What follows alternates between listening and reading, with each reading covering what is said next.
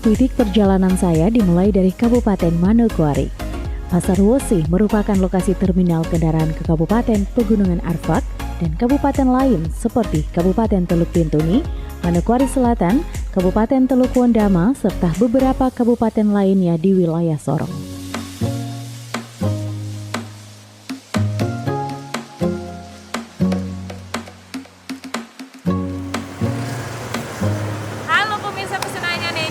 Kali ini saya akan pergi ke Kabupaten Pegunungan Arfak. Dan untuk pergi ke sana saya harus menggunakan transportasi darat kendaraan roda 4. Karena medannya cukup berat sehingga saya harus menggunakan kendaraan double garden pemirsa. Dan pada saat ini saya akan langsung pergi ke Kabupaten Pegunungan Arfak. Yuk!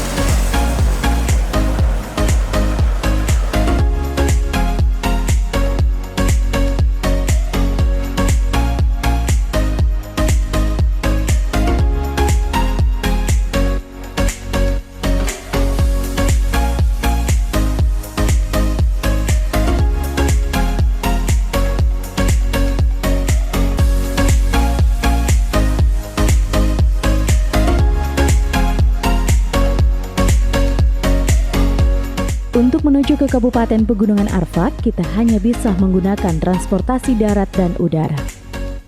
Perjalanan kali ini saya memilih untuk menggunakan transportasi darat dengan menggunakan kendaraan roda 4. Eits, pemirsa, tak sembarang kendaraan loh yang digunakan untuk ke sana. Kendaraan yang harus digunakan yaitu kendaraan off-road atau double garden, begitu pula untuk kendaraan roda 2 seperti motor cross.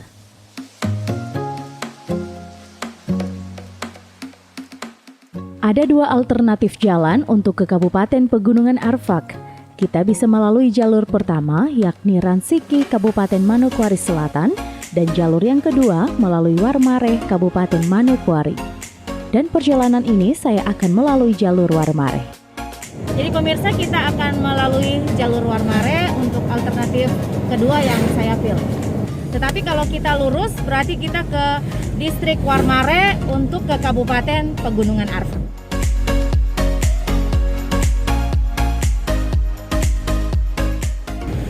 Sudah di mana Kakak Buce? Sudah di mata jalan. Oh, berarti mata jalan ini nanti kita ke Kabupaten Pegunungan Arfak ya?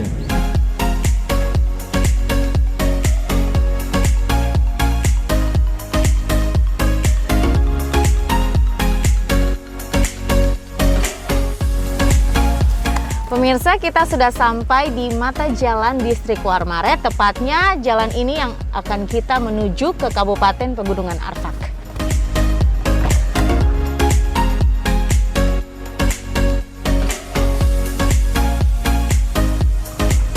Permisi.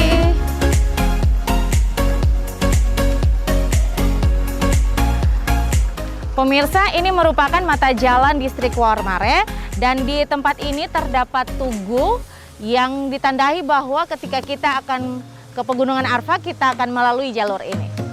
Yuk.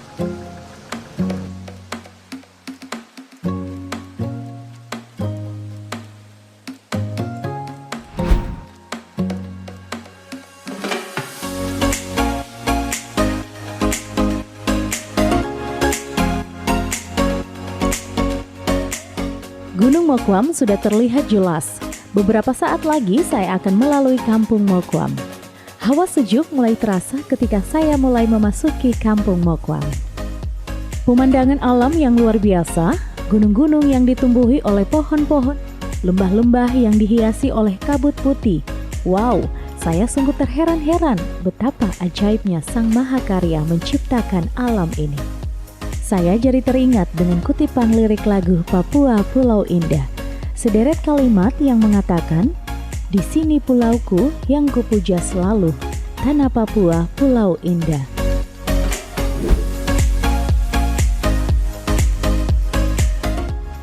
Pemirsa, perjalanan saya sudah semakin jauh. Saya mulai mendapatkan medan jalan dari aspal hingga yang cukup berat, yakni hanya tanah berbatu dan berpasir.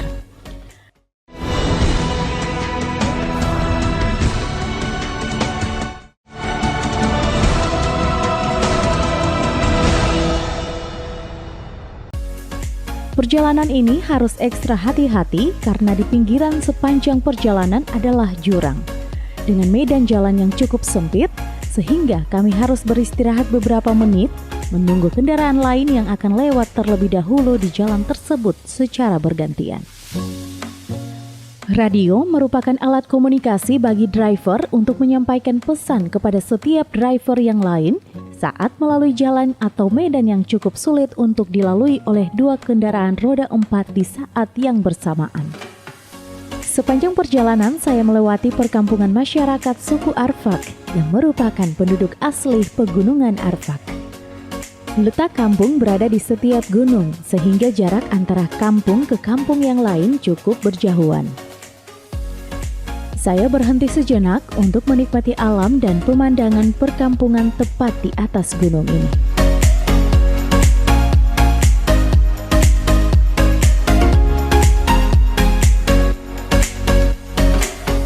Pemirsa Pesona Indonesia, saya sudah mulai masuk di wilayah Kabupaten Pegunungan Arfak. Dan di belakang saya ini adalah ibu kota Kabupaten Pegunungan Arfak, yaitu Ulong. Dan untuk sampai di sana saya harus melewati beberapa gunung lagi.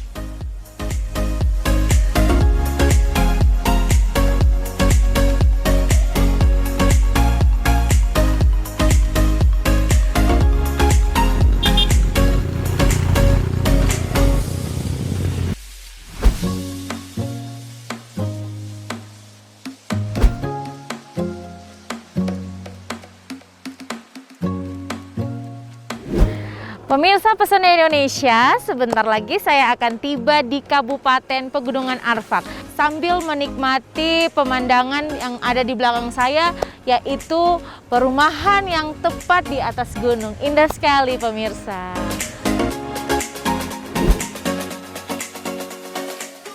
Pemirsa, setelah menempuh kurang lebih 4 jam perjalanan, akhirnya saya tiba di ibu kota Kabupaten Pegunungan Arfak.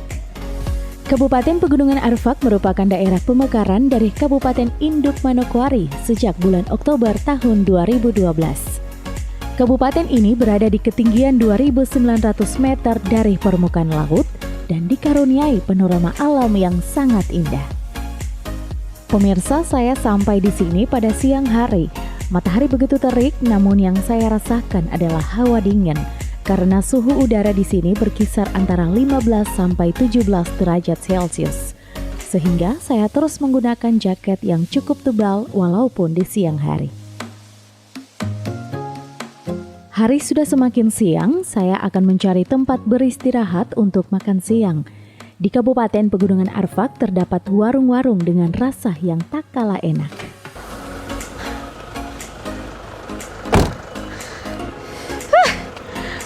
Akhirnya saya sampai di Kabupaten Pegunungan Arfak. Nah pemirsa, saat ini saya akan istirahat sejenak untuk mencari makan siang. Yuk!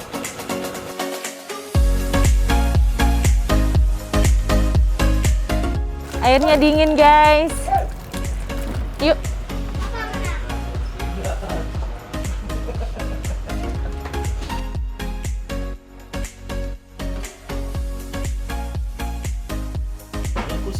Setelah menempuh perjalanan kurang lebih 5 jam, saya makan dulu pemirsa. Saatnya kita makan.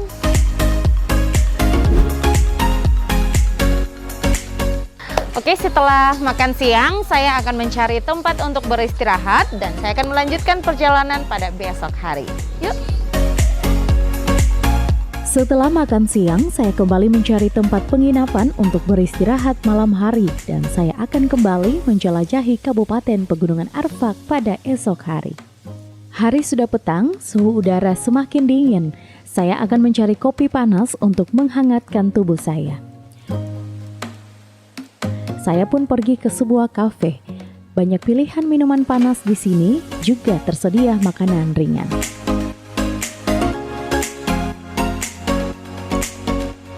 Tak menunggu lama, saya langsung memesan secangkir kopi panas, kopi Arabica Pegunungan Arfak. Kopi dengan rasa yang cukup nikmat dan khas, ditambah dengan lantunan musik yang dinyanyikan oleh setiap pengunjung kafe. Wow, keren ya!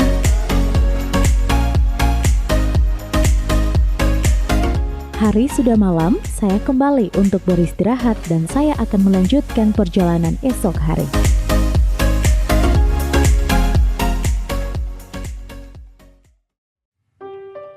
Pagi telah tiba, saya pun bersiap-siap untuk pergi ke pasar pagi. Suhu udara pagi ini berkisar antara 4-6 derajat Celcius. Cukup dingin, sehingga membuat saya mengeluarkan uap dingin melalui mulut ketika bernafas dan berbicara. Pemirsa, pagi ini saya akan pergi ke pasar pagi Kabupaten Pegunungan Arfak. Dan suhu udara pada pagi ini sangat begitu dingin sehingga saya harus memakai jaket dan sarung tangan yang cukup tebal. Dan apa saja yang dijual di pasar? Ayo kita lihat.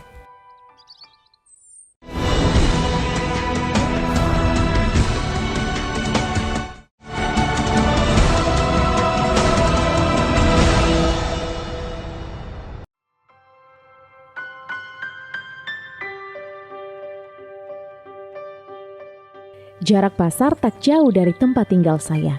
Cukup berjalan kurang lebih 10 menit sudah sampai di pasar Irai. Itu pasarnya, ayo kita belanja. Jadi di sini karena daerahnya pegunungan, jadi sayur yang dijual adalah daerah pegunungan. Itu seperti ada sawi, ada buncis, ada wortel, kentang. Kakak ini berapa? 10. Ini ada wortel segar. Harganya 10.000. Kita sudah bisa makan yang segar-segar. Pemirsa, saya pun memborong sayur mayur tanaman hortikultura sebagai oleh-oleh ketika pulang kembali ke rumah. Pemirsa, saya sudah selesai berbelanja. Belanjaan saya cukup banyak dan cukup berat karena ini ada wortel, daun bawang, sawi putih. Tapi saya mau taruh belanjaan dulu, kemudian kita jalan-jalan di Kabupaten Pegunungan Arfak. Ayo.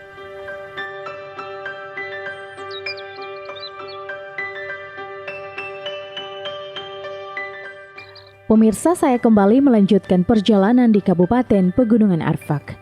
Dan perjalanan ini saya akan pergi ke spot wisata Rumah Kaki Seribu. Dalam perjalanan, mata saya selalu dimanjakan oleh indahnya alam Pegunungan Arfak. Bukit-bukit yang indah, jalan yang berkelok-kelok, dan perkampungan masyarakat tepat di atas gunung. Wow, sungguh elok saat dipandang.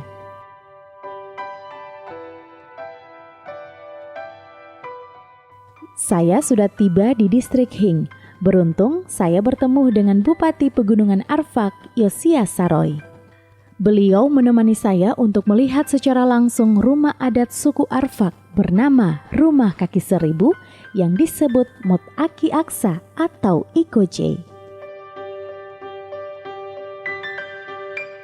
Rumah adat tersebut merupakan rumah panggung yang semua bahan dasarnya dari kayu dan beratap alang-alang.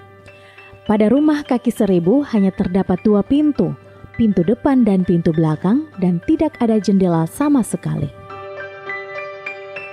Mengapa rumah tersebut tidak memiliki jendela?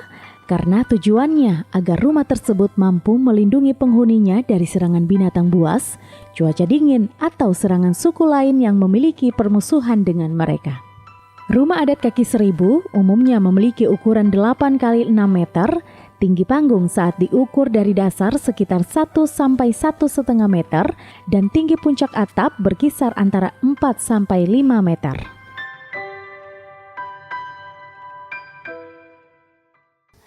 Pemirsa Pesona Indonesia, saat ini saya dan Bapak Bupati Kabupaten Pegunungan Arfak akan melihat bagaimana rumah adat dari suku Arfak, yaitu Rumah Kaki Seribu.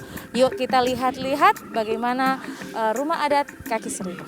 Bapak, rumah ini dari kayu apa? Ini kayu khusus yang harus dia kuat dan tidak gampang untuk patah, tidak gampang untuk lapuk, supaya dia menahan. Jadi dia punya ini tangganya, tangga dia lurus dengan pintu juga 2, satu ke belakang, satu depan. Terus dia punya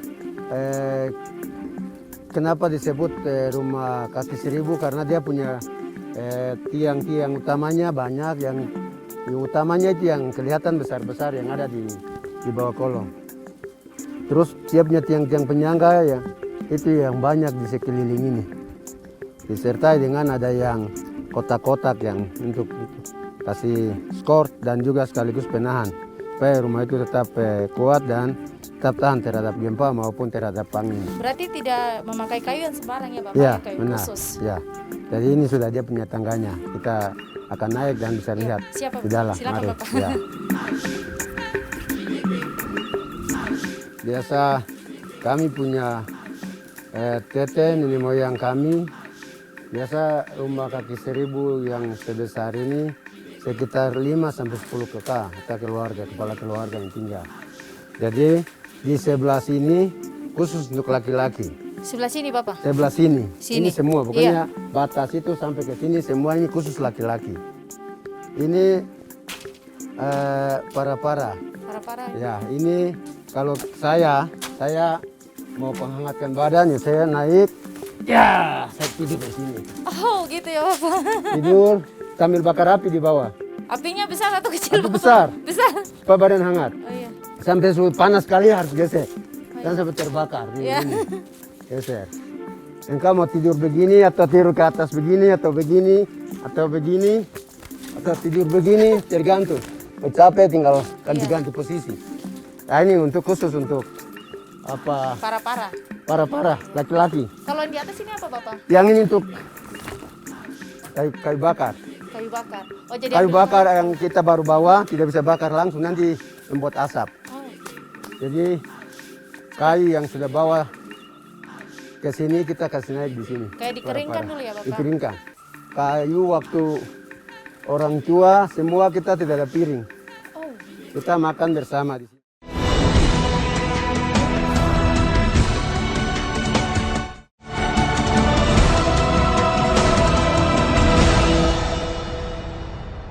Ini tempat untuk kita makan. Entah sayur kah, entah daging kah, semua campur di sini.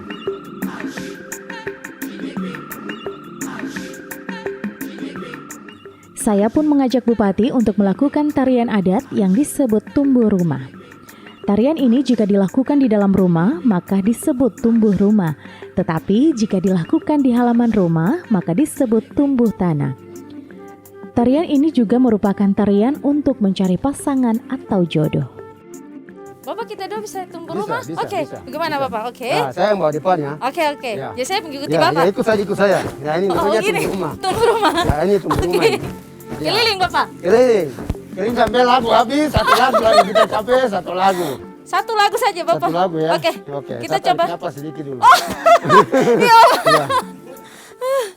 Di bangsa nyanda masuk, tawandang tembut pacarmu cerita manisa, cerita seraban, cerita manisa, cerita seraban, cerita manisa, cerita seraban, cerita manisa, cerita seraban. Jadi kalau yang baku gendong itu kalau sudah pasangan yang tidak mau yang lain, dia istirahat nanti dia saya juga istirahat dulu. Sampai nanti habis ini nanti perempuan juga datang, laki-laki datang, gendong lagi sampai pagi. Luar Sampai biasa. acara itu sampai undua terus berarti orang tua itu berarti undua sudah cocok itu. Tanya sudah dia mas kawin berapa, Oh jadi atur sudah. seperti mencari jodoh ya Mencari Bapak? jodoh, pasangan juga bisa di situ di tempat tumbuh tanah atau tumbuh rumah. Tumbuh rumah. Ya. Pemirsa, sungguh luar biasa, saya ditemani oleh Bupati Pegunungan Arfak dalam melakukan tarian tumbuh rumah dan juga melihat rumah kaki 1000. Rumah yang cukup unik dengan adat budaya yang masih melekat kuat di Kabupaten Pegunungan Arfak.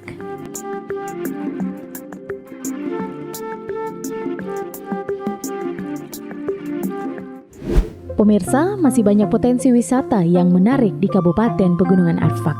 Salah satunya adalah dua danau yang berada di atas ketinggian, yaitu Danau Anggi Giji dan Danau Anggi Gida, yang juga merupakan ikon Kabupaten Pegunungan Arfak. Saya mencoba untuk menikmati suasana danau lebih dekat. Saat ini saya berada di pinggiran Danau Anggi Giji. Hawa hari ini cukup dingin, namun saya disuguhkan dengan panorama alam yang sangat indah. Perkampungan masyarakat di pinggir danau, Gunung Botak atau gunung yang ditumbuhi oleh rumput dan alang-alang, aktivitas masyarakat yang memancing dengan menggunakan nampan atau perahu dan di atas jembatan.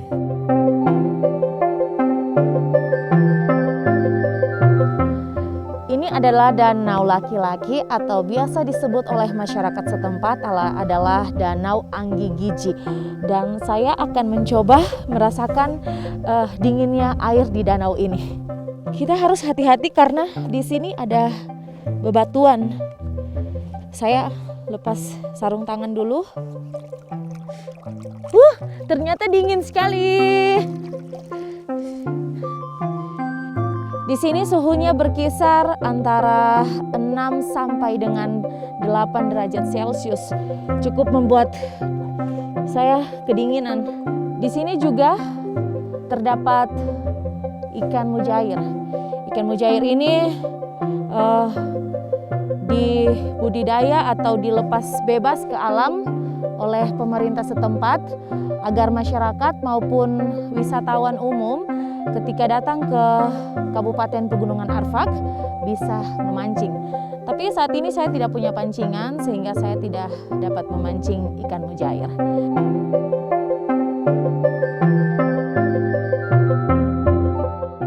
Pemirsa, saya kembali melanjutkan perjalanan ke spot wisata yang terakhir.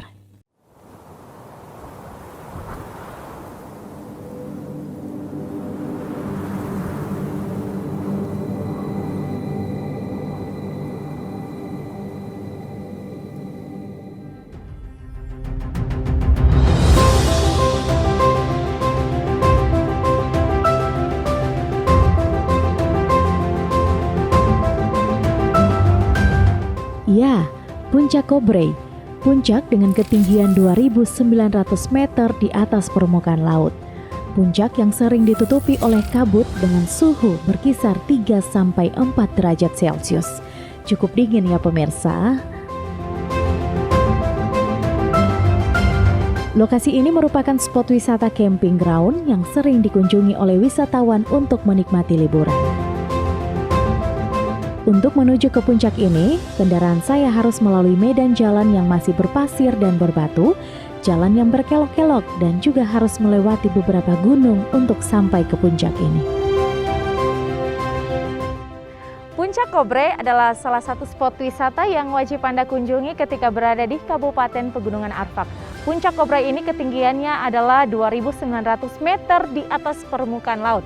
Dan puncak ini juga adalah salah satu tempat yang digunakan pemerintah daerah Kabupaten Pegunungan Arfak untuk melakukan HUT Kemerdekaan Republik Indonesia ke-76. Dan di belakang saya ini terdapat sebuah danau. Danau ini disebut Danau Laki-Laki atau disebut masyarakat sekitar namanya adalah Danau Anggi Giji. Dan suhu udara di ketinggian 2.900 meter di atas permukaan laut ini cukup dingin sehingga membuat saya harus memakai jaket dan bisa juga digunakan sarung tangan agar dapat menghangatkan badan kita. Ayo kita lihat pemandangan selanjutnya.